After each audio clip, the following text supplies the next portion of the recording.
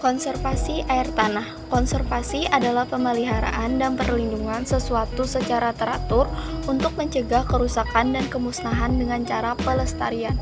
Konservasi air tanah adalah upaya pemeliharaan keberadaan air tanah secara berkelanjutan, dilihat dari keadaan, sifat, dan fungsi air tanah. Tujuannya agar air tanah senantiasa tersedia dalam kualitas dan kuantitas yang baik untuk dimanfaatkan oleh makhluk hidup, baik pada waktu sekarang maupun yang akan datang. Konservasi air tanah antara lain mencakup kegiatan sebagai berikut. A. Perlindungan air tanah. Upaya perlindungan air tanah dapat dilakukan dengan menetapkan kawasan lindungan air tanah pada suatu wilayah cekungan air tanah atau kawasan sempadan air tanah. B. Pelestarian air tanah.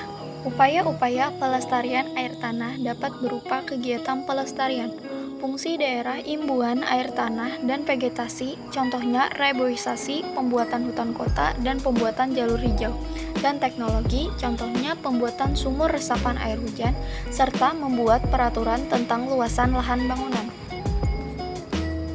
C. Pengawetan air tanah. Upaya-upaya yang dapat dilakukan untuk pengawetan air tanah antara lain menghemat penggunaan air tanah, sosialisasi gerakan hemat air, pemanfaatan air tanah untuk air minum menjadi prioritas utama. 2. Konservasi daerah aliran sungai atau DAS. Kumpulan sungai pada suatu sistem cekungan dengan aliran keluar atau muara tunggal membentuk daerah aliran sungai, DAS. Daerah aliran sungai adalah wilayah penampungan air yang masuk ke dalam sungai. Batas wilayah DAS diukur dengan cara menghubungkan titik-titik tertinggi pada wilayah di sekitar aliran sungai. Faktor-faktor yang mempengaruhi kondisi DAS adalah iklim, jenis batuan, dan jumlah air yang diterima ketika hujan.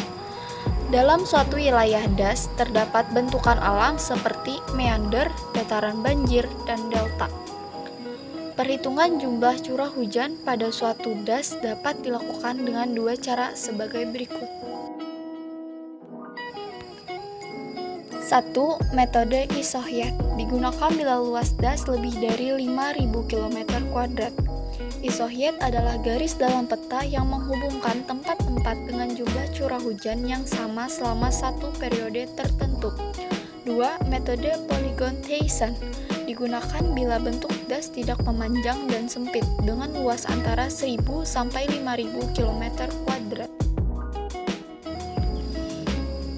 Daerah aliran sungai dibagi menjadi 3, yaitu daerah hulu sungai, daerah tengah sungai, dan daerah hilir sungai.